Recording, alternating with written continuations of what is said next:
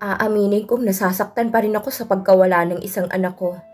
Hindi na siguro mawawala pa yung sakit sa dibdib ko every time na binabanggit ng isa ko pang anak ang kakambal nito.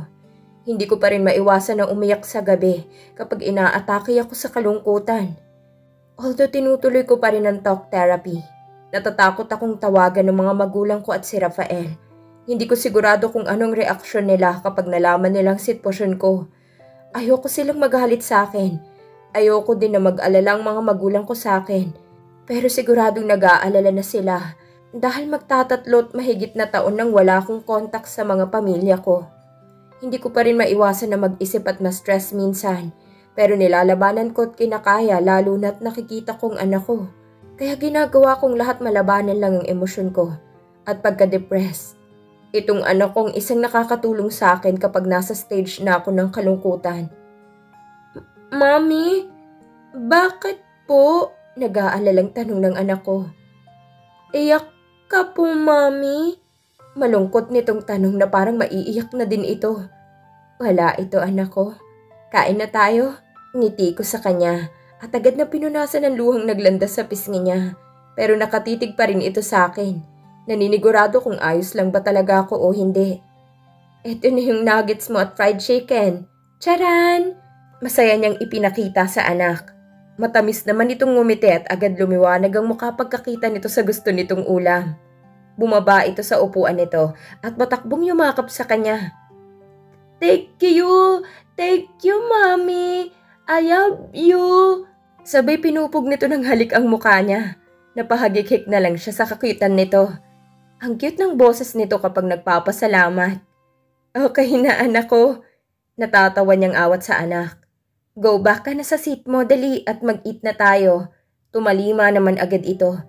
Masunuri na bata. Ngiti niya sa anak niya. Masaya din itong ngumiti sa kanya. Masaya silang naghapunan ng mag-ina.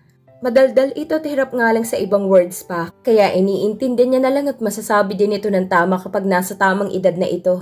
Nakakaaliw itong panoorin sa bawat kwento nito sa mga napapanood nito at sa mga kalaro nito. Hanggang sa natapos silang kumain, hindi na uubusan ng kwento. Nakakasalita na din ng ibang words na English dahil na din siguro sa napapanood nito sa cartoons. Hinihintay siya nito hanggang sa matapos siya sa paglilinis sa kusina. Mommy, alam mo yung cellphone? Napalingon siya sa anak niya dahil hindi niya naintindihan yung tinatanong nito sa kanya. Pero tinapos niya muna ang pagpupunas bago niya ito hinarap at tinanong ulit. Ano yun ulit, anak? Cellphone po, yung tet. Sa kamay nito, sabay lagay sa tenga nito, napahalakhak siya bigla.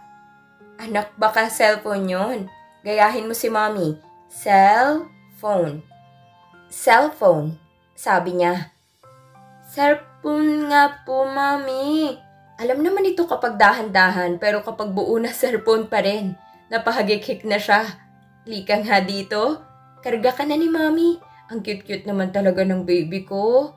Sabay buhat sa anak at nagtungo na sila sa sala. Meron ka nun ba, Mommy? Si Ate Lee, may cellphone po siya. Nagyayaro siya sa cellphone niya, Mommy. Ganda po yun. Want ko din po yun. Nguso nitong sabi. Meron naman siya kaso hindi na niya yun binubuksan. Sa laptop lang siya na-open minsan kapag tatawag si Siren sa video call. Nag-decide na muna kasi siyang wag na muna makibalita sa lahat. Since hindi pa siya tapos sa season niya sa doktor, kailangan niya muna yun matapos. Anak, wag na muna yung cellphone ha. Masisira ang mata mo. Di ba want mo mag-school? Tumango naman ito. Ipapasok na muna kita sa school ni Ninang Sahela mo. Gusto mo ba? Malambing niyang tanong sa anak. Yes po, want ko po. Yay! Mag-school na ako! Masaya nitong sigaw at yakap sa kanya. Sabay halik na naman sa labi niya. Pero napatigil ito tumingin sa kanya. Bantay mo ko school ba, Mommy? Nakatitig ito sa kanya na parang umaasa na oong sagot niya. Umiling siya. Mag-work si Mommy. Ayos lang ba sa'yo, baby ko? Ngiti niya sa anak. Mukhang nalungkot ito. Gusto ko ikaw sa school din po Want ko ikaw lagi ko kasama, Mommy. Malungkot nitong sabi. Need ni Mami mag-work para makaipon ng pera. Di ba, want mo makita si Lola at Lolo? Ipon si Mami ng pera para may pamasahe tayo. Uuwi ng Manila. Ayaw mo ba yon? Bibilhin ko din yung cellphone na gusto mo para makapaglaro ka. Gaya ni ate mo Lily. Maaga naman uuwi si Mami. Paliwanag niya sa anak. Miss ko ikaw, Mami eh. Sama na lang ako, Mami, sa work mo. Naloko na. Akala ko pa naman papayag na ito. Ako din naman, gusto kong palagi itong kasama. Kaso, need ko na din ng mag-work para sa pang-araw-araw na pangangailangan naming mag-ina. Mababantayan naman siguro ni Sahel ang anak ko. Marunong naman itong makinig. Tiningnan niya ang anak niya parang nasa malalim na pag-iisip. Nakonsensya naman siya. Kaya binuhat niya ito at niyakap. Ayaw mo ba si Mami na mag-work? Humarap sa kanya at yumakap ng mahigpit sabay dantay ang ulo sa balikat niya. Marahan naman niyang hinaplos-haplos ang likuran nito. Hindi na tayo kapunta sa dagat para maglaro, Mami.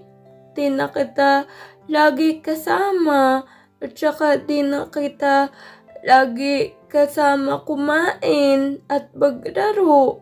May lungkot sa boses nitong sabi. Narinig niyang humihikbi na ito. Baby ko, di ba big boy ka na? Hatid naman kita sa school kapag umaga at uwi din ng maaga si Mami sa work. Tapos pwede na rin tayo maglaro pag uwi ni Mami. Kapag hindi nag-work si Mami, wala tayong kakainin. Hindi kita mabibilhan ng gusto mo na malaking kotse at hindi ka na makakakain ng nuggets at chicken. Tsaka spaghetti at pancake at ice cream at cake. Kasi walang work si Mami. Mahaba niyang sabi. Tingnan mo nga si Tito Landro at Tita Sahela mo, nagwo-work para may pambili sila ng pagkain sa bahay nila.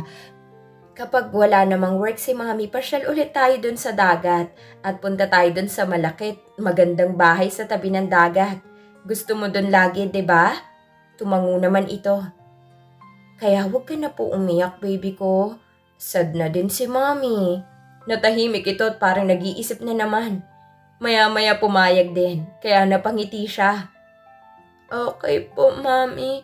Basta po bili mo ko pasalubong lagi, ha? Nakangiti na nitong sabi sabay yakap sa kanya.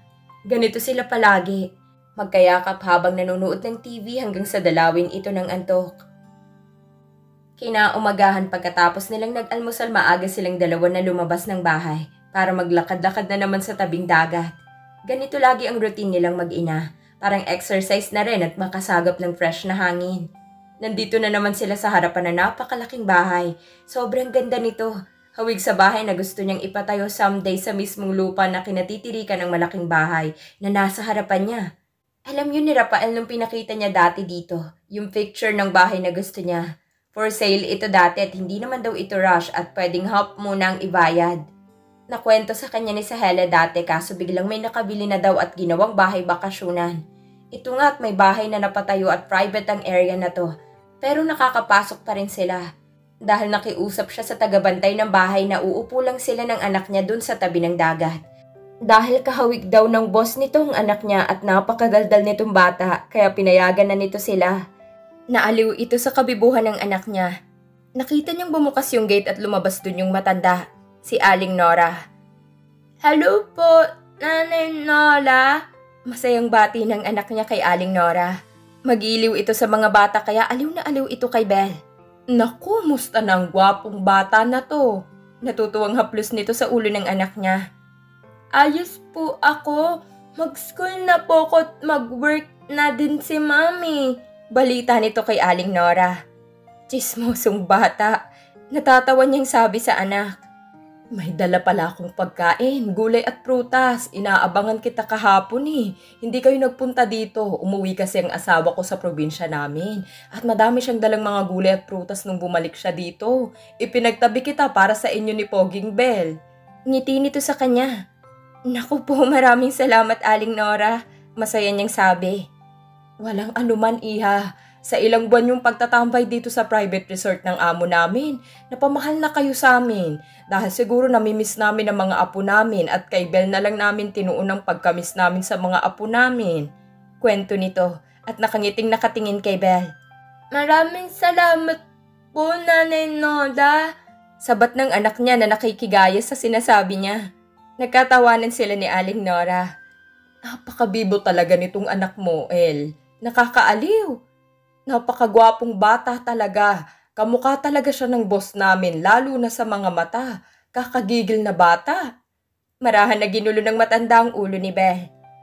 Baka lang po sa kulay ng mata, Aling Nora. Kaya nasabi mo na kamukha siya ng boss niyo ho. Magalang niyang sabi.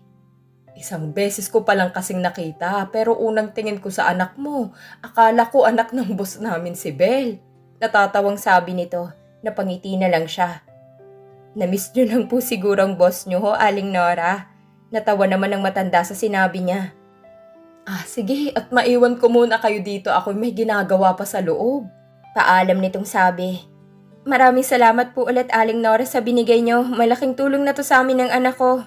Magalang niyang sabi. Magbabay ka na kay Nanay Nora mo, Belle. Tawag niya sa anak niya. Lahat ng matandang nakikita nitong kausap niya ay nanay ang tawag nito. Nakakatuwa talaga ang kanyang anak. Marunong na din itong gumalang. Bye-bye po, Nanay Nora. Matinis nitong sigaw at lumapit sa matanda at saglit na yumakap sa may bewang nito. Sinuklian naman ng matanda ng yakap din na taplos sa ulo. Sige po, Aling Nora. Doon lang kami sa tabing dagat po. Salamat ulit po. Kamay niya sa matanda. Medyo may kabigatan na laman ng basket na binigay sa kanya.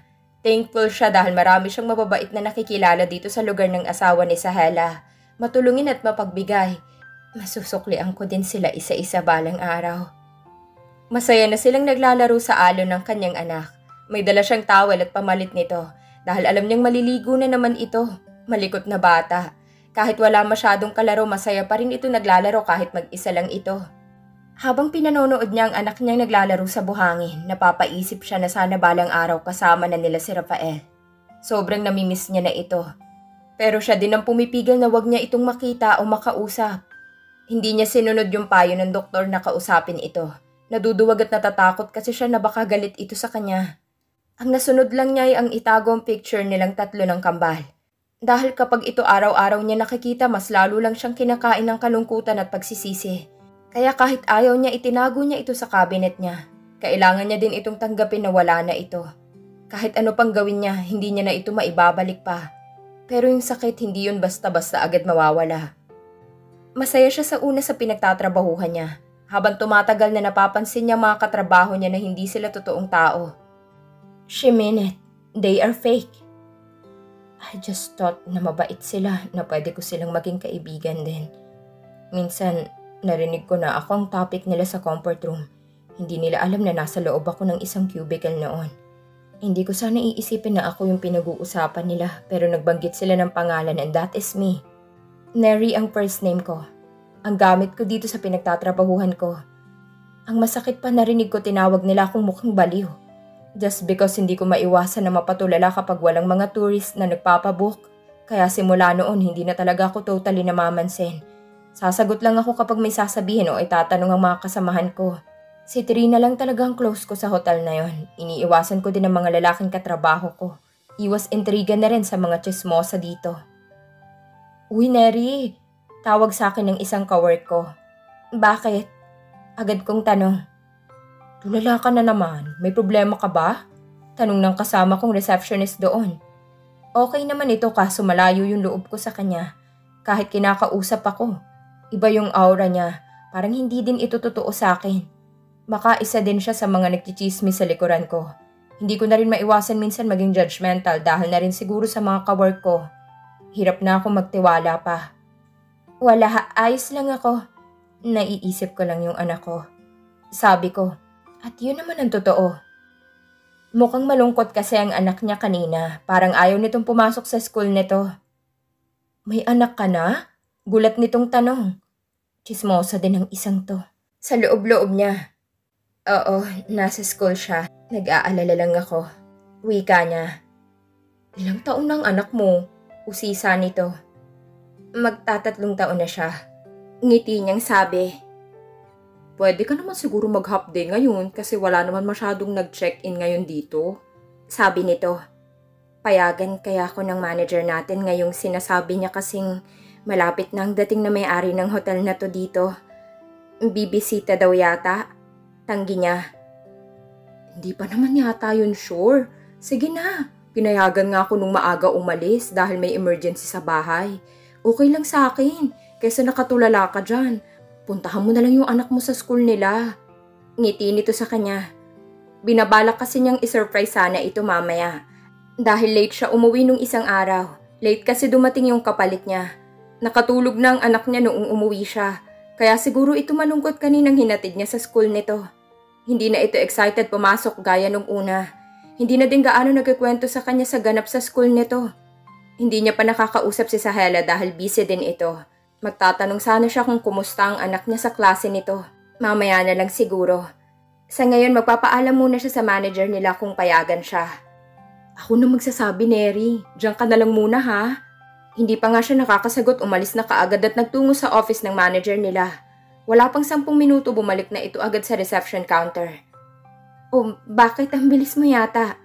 Niloloko mo lang yata ako eh. Simangot niya. Sira, tawa nito.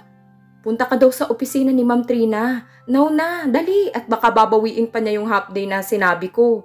Total, malapit na ang lunchtime. Pwede ka nang umalis. Taboy nito sa kanya. Ayaw mo ba akong kasama dito at itinataboy mo na ako? Simangot niyang tanong dito, humalakak lang ito. Absent-minded ka kasi. Hindi kita makausap ng maayos. Baka need mo ng kaunting pahinga at lambing sa anak mo at kay husband. Kilig pa nitong sabi sa kanya. Natawa na lang din siya. Sige, punta na ako sa opisina ng manager natin. Pero sigurado ka ba ha? Ulit pa niyang tanong. Oo nga, dali na nang hindi pa nagbabagong isip noon. Taboy nito sa kanya. Okay, bye. Paalam niya. Nag-thumbs up lang ito. Nagpasalamat siya dahil pinayagan siya kaagad. Nagtsikahan lang sila saglit. Hindi nila ipinahahalata sa mga katrabaho nila na magkakilala sila at si Trina ang nagpasok sa kanya dito. Baka mas lalong pagchismisan siya kahit wala naman siyang ginagawang mali sa trabaho niya. Nagpaalam muna siya sa kasama niya bago agad umalis sa hotel. Nag-tricycle na siya hanggang sa paaralan kung saan nagtuturo si Sahela. Hindi pa naman siguro siya late at maaabutan pa niyang mga ito. Pagdating pa lang niya sa paaralan, labasan na ng mga kinder. Sakto lang palang dating niya, kaya dumiretso na siya sa classroom ni Sahela. Maingay at nagtatakbuhan ng mga bata palabas pero may naririnig siyang umiiyak sa loob. Kinabahan siya nang marinig niyang parang boses yun ng anak niya. Binubuli ba ito ng mga batang kaklase nito? Stop that! Huwag niyo siyang asarin! Magsilabas na kayo! Naghihintay ng mga nanay niyo sa labas! Rinig niyang sita ni Sahela sa mga batang inaasar ang isang bata na panay iyak lang nito. Wala siyang daddy, wala siyang daddy, asar na sabi ng ibang mga bata sa anak niya. Nahabag siya sa itsura ng anak niya. Kailan pa ito binubuli ng mga estudyante ni Sahela? Bakit wala itong sinasabi sa kanya? Tahan na, baby Belle, wag ngang umiyak. May daddy ka, okay? Wag mong pansinin ng mga bad na batang yan. Halo ni Sahela sa anak niya na panayang iyak. Kawawa naman ang anak ko. Sinong may sabi sa inyo na wala siyang daddy ha? Kayo nasa ng mga daddy niyo? Sigaw niyang inis ang mga batang walang tigil na inaasar ang anak niya. Bigla ang mga itong tumigil dahil sa gulat at kumaripas na takbo palabas ng classroom. May nadapa pa pero dahil sa inis niya hindi niya na ito tinulungan dahil nag-aalala siya sa anak niya na namumula ng mukha kakaiyak. Agad siyang lumapit dito at kinargang anak niya. Panay ang hikbi nito at alam niyang kanina pa ito umiiyak. Hindi niya pinansin si Sahela. Alam niyang wala itong kasalanan pero dahil naiinis siya sa mga batang nambubuli sa anak niya, hindi niya ito inimikan. Ayos lang bang baby ko ha? Tahan na, okay? Nandito na si mommy. Wala na mga away sa'yo. Sabay haplos niya sa likuran nito. Basang-basa na din ito ng pawis. Pero ramdam pa rin niyang pag-iyak nito dahil sa paghikbi nito. Naiinis siya sa mga batang yon. Gusto niyang mga itong pagsabihan at sitahin, kaso baka siya pang lumabas na masama. Nasasaktan siya para sa anak niya na nararanasan na nitong ganitong bullying sa paaralan. Baka magka-trauma ito at ayaw na nitong pumasok pa.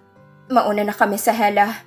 Paalam niya sa kaibigan ng mahimasmasan siya sa pagkainis sa mga batang bully. Kinuha na niya ang bag ng anak at kinarga na niya ito palabas. Sumunod naman si Sahela. Nagulat pa siya nang sumigaw ang isang bata at tinuro siya. Tinaasan niya lang ang mga ito ng kilay. Mga warpick mga nanay niyan. Akala mo mayayaman kung umasta mga bastos ang mga anak. Tsismosa na nga sila dito sa paaralan, ang babastos pa ng mga anak nila. Bulong ni Sahela sa kanya. Kaya naman pala nagmana sa mga nanay. Magpahatid na kayo kay Landro, andyan lang siya sa may paradahan ng mga tricycle. Sabi ni Sahela. Hahakbang na sana sila nang sugurin sila ng isang ginang. Hoy, ikaw na babae ka! Anong karapatan mong saktan ng anak ko, ha? Tingnan mo ang ginawa mo sa anak ko! Sigaw nito sa kanya. Pinakarga niya kay Sahela ang anak niya at hinarap niya ang babaeng bungangera. Hindi ko palalampasin to dahil naiinis pa rin ako sa pambubuli ng anak nila sa anak ko. For your information, may ebidensya ka ba na sinaktan ko ang anak mo? Huwag kang basta-basta nang bibintang dyan. Dahil ang anak mo ang nambubuli sa anak ko. Kung nasaktan man niyang anak mo dahil sa karma na niya yon. Inis niyang sagot. Akmang sasampalin siya nang nahawakan niya agad ang kamay nito. Wala kang karapatan na saktan ako. Dahil pwede kitang idemanda sa ginagawa mo. Galit niyang sabi. Abat matapang ka ha? Umanda ka dahil ipapakulong kita sa pananakit mo sa anak ko. Bintang pa rin ito sa kanya na nag-hysterical na para makaagaw ito ng pansin sa mga taong dumadaan. Mrs., nadapa pong anak mo. Hindi siya sinaktan ni Miss Bella. Jerwin, anong sabi ni teacher? Di ba bawal ang magsinungaling? Tumango naman ang bata. So bakit sinabi mong sinaktan ka ng nanay ni Belle? Hindi ba nadapa ka dahil tumakbo ka? Malumanay na sabi ni Sahela sa bata. Tumango ulit ito. Opo, mahinang sabi ng bata. See, tapos mambibintang ka nang wala ka namang ebidensya. Inis na sabi ni Bella sa babae. Kasi po sumigaw ka kaya tumakbo kami at nadapa ako, katwiran ng bata. Dahil binubuli niyo si Belle, di ba sabi ko na masama ang nambubuli ng kapwa niyo mag-aaral? Mahinahon na sabi ni Sahela sa estudyante niya. Wala naman po kasi talaga siyang daddy, mahinang sabi ng bata. Bakit ikaw? May daddy ka ba na nagsusundo sa'yo? Di ba wala naman? So wala ka ding daddy, putol ni Bella sa bata. Bigla namang umiyak ang bata sa sinabi niya. Huwag mong pagsabihan ng ganyan ang anak ko! Gaga ka! Sigaw sa kanya ng ina nito. Alam mo nang pakiramdam ng masabihan ng ganyan ng anak mo. Kaya pagsabihan mo siya, na huwag nang mambuli pa ng kapwa niya bata kung pareho naman silang walang nagsusundong daddy. Have a good day. Sabi na lang niya at tumalikod na. Hindi na niya pinansin pang mga tsismosang nagbubulungan doon at nakikiusyoso. Kaagad na silang umalis doon ng anak niya. Nababakas ang kalungkutan sa mukha nito. Noong mga nakaraang araw sinabihan din siya ng mga naghahatid na nanay kung yaya daw ba siya ng anak niya. At ang anak niya naman ang sumasagot na mommy siya nito. Pero hindi ang mga ito naniniwala dahil hindi niya daw kahawig ang anak niya at mukhang foreigner ang bata. Hindi niya na lang yun pinansin. Kahit pa mag-explain o sabihin niyan totoo, hindi pa rin naman maniniwala ang mga ito. Pagkarating nila sa bahay ay agad itong tumakbo sa loob ng kwarto. Hindi pa siya nito kinikibo mula sa pagsakay nila sa tricycle hanggang sa pag-uwi nila. Hinayaan na lang muna niya ito, naisipan niyang magluto ng paborito nitong pagkain. Masakit para sa kanya bilang isang ina na nakikitang nasasaktan at binubuli ang anak niya. Mas akong lalong nasasaktan. Baka wag ko muna itong ipasama kay Sahela bukas at baka saktan na ng mga bully ang anak ko sa paaralan na yon. Isama ko na muna ito sa hotel kung saan ako nagtatrabaho. Tawagan ko na lang mamaya si Trina kung pwede ang bata doon. Malalim siyang bumuntong hininga. Kawawa naman ang anak ko. Hindi niya mapigilan ng mapaluha. Pagkatapos niyang nagluto, pinuntahan na niya ang anak niyang nakadapa sa kama. Nilapitan niya ito at pawisan ng ulot likuran nito. Napatampal siya sa noo dahil nakalimutan niyang buksan ng electric fan bago ito hinayaan na matulog. Hindi man lang niya tiningnan man lang kanina. Naiiling siya sa sarili, kaya agad siyang kumuha ng bimpo at pinunasan ng pawisan nitong katawan at pinalitan na din ng damit nito. Nagising ito habang pinapalitan niya ng damit. Nginitian niya ito at niyakap. Nagising ko ba ang gwapo kong anak? Malambing niyang tanong sa anak. Yumakap lang ito sa kanya ng mahigpit. Mami, ayoko nang punta mag-school. Mahina nitong sabi. Nababakas ang lungkot sa boses nito. Okay lang baby ko. Gusto mo sama ka na muna sa akin sa work ko? Talaga po mami. Sama mo ko. Yay! Gusto ko po sama ako mami. Ayun, masaya na ulit ang baby ko. Nakahinga siya ng maluwag kahit papano. Baby ko, huwag ka na malungkot, okay? Malulungkot din si mommy. Huwag mong pansinin ng mga bad na bata. May daddy ka. Lagi mong tatandaan na may daddy ka, okay? Mahinahon niyang sabi sa anak. Tumango naman ito. Alam na alam nitong nangyari sa ama nito. Pero bakit po ang tagal niyang umuwi, Mami? Namimiss ko siya. Gusto ko kasama natin siya, Mami. Di ba tayo namiss ni Daddy? Malungkot nitong sabi. Ito na nga ang sinasabi niya. Niyakap niya ito. Hindi pa siya magaling, anak. Kita mo naman na madami siyang benda sa katawan, di ba? Meron sa ulo, sa leeg, meron din sa kamay at paa niya. Pray na lang tayo kay Papa Jesus na gumaling na si Daddy, okay? Malungkot itong tumango. Huwag na ikaw, sad. Tara na at kumain. Nagluto ako ng masarap na food, yung paborito mo. Hulaan mo, dali. Masaya niyang sabi. Nagliwanag agad ang mukha nito pagkarinig sa paborito nitong pagkain at masayang tumingin sa kanya. Nuggets, spaghetti, lumpia, tsaka chicken. Nag-iisip pa ito ng ibang gusto niyang pagkain. Kanin, bola-bola. Mami, meron ba yun? Napaisip siya kung ano yung kanin na bola-bola. Baka yung ginawa niya dati na kanin sa loob yun nilagyan niya ng giniling na manok. Tapos binudburan niya ng seaweeds at sesame seed. Wala, baby ko eh. Gagawa ko bukas. Baon natin punta sa work ko. Ayos ba yun sa'yo? Ngiti niya. Opo, okay po. Masigla na nitong sabi. Binuhat na niya ito at dinala sa hapagkainan. Napanganga pa ito nang makita niya ang pagkain sa lamesa. Natawa na lang siya. Wow, Mami, salamat po, Mami. I love you po. Kinikilig nitong sabi. I love you more, baby ko. Sabay halik niya sa noo nito. Kinahapunan nag-request itong mamasyal sila sa dagat. Sumama naman ang mga anak ni Sahela at ang nanay nito. Napagkasunduan na nilang doon na kumain ng hapunan. Nagluto na lang sila ng kanin sa bahay nila Sahela at nag-ihaw ng mga kung ano-anong pwede nilang iihaw sa tabing dagat. Kahit papano naging masaya ulit ang anak niya.